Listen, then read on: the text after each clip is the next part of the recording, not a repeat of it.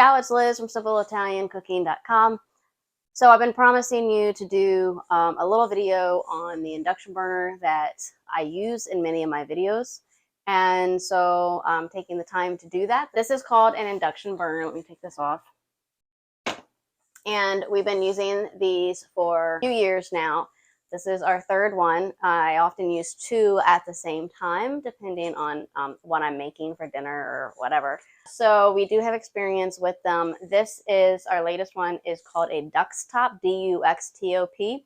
I'm not sure if it's pronounced Duxtop or Duxtop, but that's what it is. It's manufactured from a company that is in North America. I talk about induction, and one of the reasons why I really like using an induction burner is because, at least this particular one, all of them are more energy efficient. This one has an energy efficiency rating of 83%, which means it's very, very efficient. So let me explain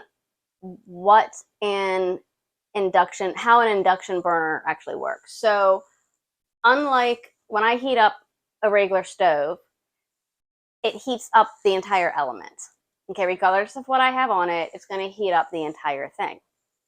With an induction burner, it works by heating up. There's a tightly wound coil, copper coil, that's underneath this burner. And when that begins to heat up, it creates an electromagnetic field. Okay, and that electromagnetic field creates a current. And what that does is that current then gets passed on to the cookware that's on top of it. So wherever the cooktop is not, it's not going to heat up. It'll have some heat because of just the way heat disperses, but it makes it much more efficient because now I'm just really heating up where the pot or the pan or the skillet is, versus heating up an entire surface area despite how much I'm going to use. So that's how it works. They heat quicker than a regular stove, and they cook your food quicker. So I see this a lot when boiling pasta water. It just heats up so much faster. When I'm sauteing, things saute faster. I love the induction burner, and that's a big part of it. It is they range in price. So I'd say most of them start maybe around $50 or so, and they can go up to over $100.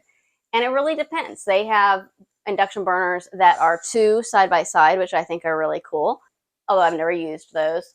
They have different features. So for instance, let's just go through this one here. And there is a newer model out from when we bought this one last year. I'll put the links below. But it has heating, temperature, and a timer. And then I have a plus and minus sign for the general power. So this particular one is 1800 watts. And the one before that with another brand was only 1500. We decided to get more power, and you can control that power by using these ups and downs. Okay, so let's talk about the temperature control. This is a feature that I actually don't use very much, but I think it's really, really cool, and I want to explain what it is so that you can use it. This is for when you want to cook foods that basically have to cook consistently at a specific temperature. So one of the classic examples is grilling a steak. When you grill a steak, you want it to have that high temperature of maybe 480 or 500, whatever it is that you like to cook your steaks at. You can do that with the induction burner, so without having to fire up your entire grill.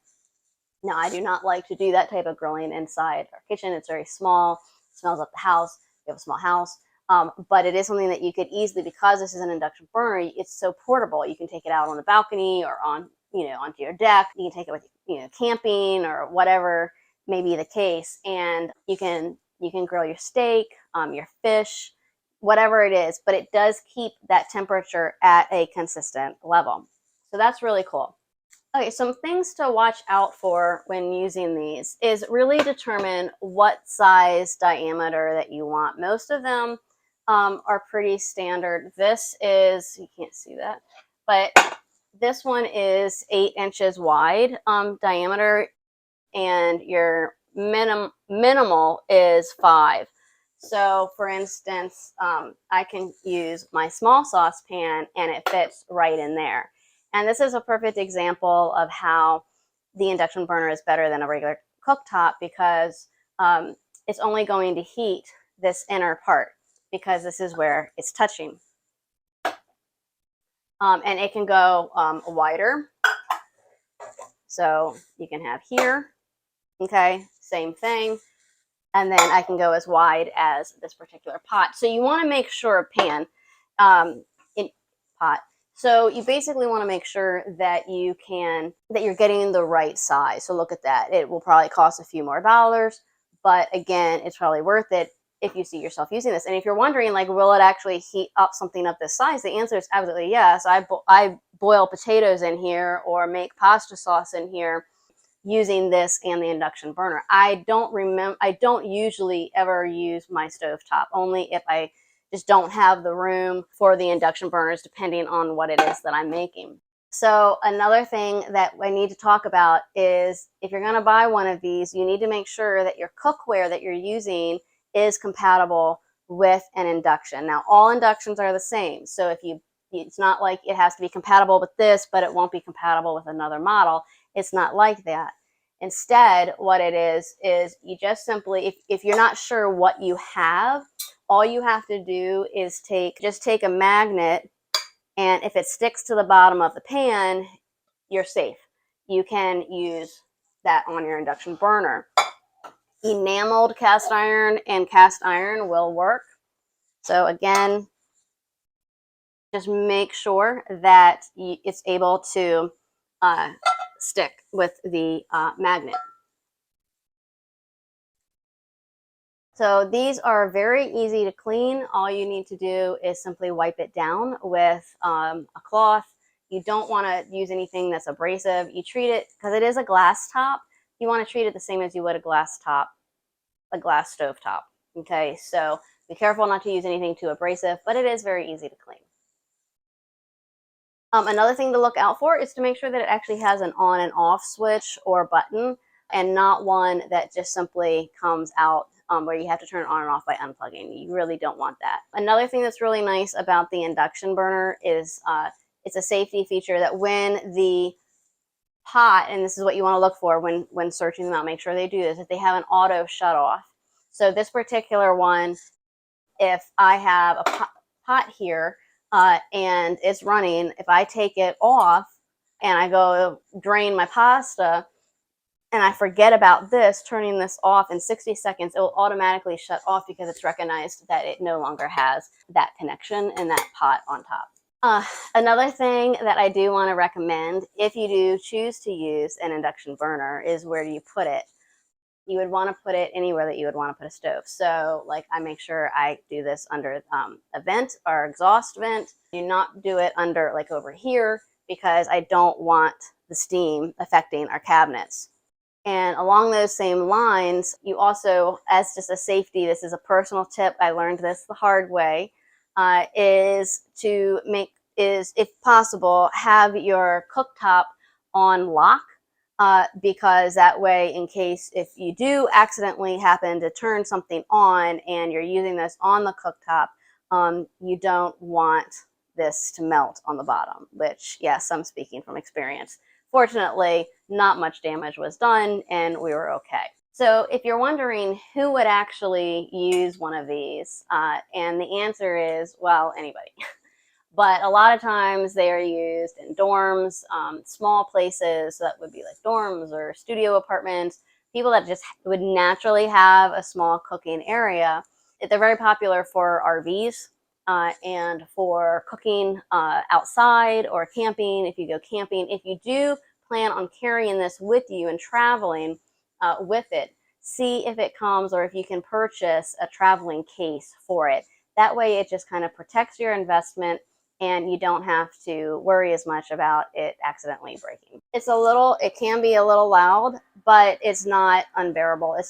There is a fan that runs underneath here that keeps it cool. I don't even think twice about it. Once you are done cooking and using it, it will run. So even when you power it off, it will continue to run.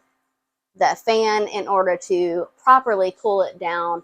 You don't just want to go ahead and unplug it from, even if you turn it off here, you don't want to unplug the cord because it will cause this to shut off prematurely, like totally shut down, and you really don't want that. They advise against doing that. This particular model does come with a 2-year warranty. When we purchased it, the only issue we had was one of the buttons, this piece here over kind of cracked. I guess we were using it so much, and it cracked. And so we called them, and what they did was they just sent us a new front plate. So I was just able to kind of clean up the old one, took it off, and cleaned off like some of the glue residue, and then I put this one on, and it worked just fine. I thought that was reasonable, and it was very, very easy. Another thing to watch out for when looking for your induction burner is in regards to the temperature control. Some models will go in increments of 10. I believe that's what ours does. I'll just test it right now. Yeah. So this one actually goes in increments of 20. So you can go 100, 120, 140, 160, and so forth, up to however high the particular model goes.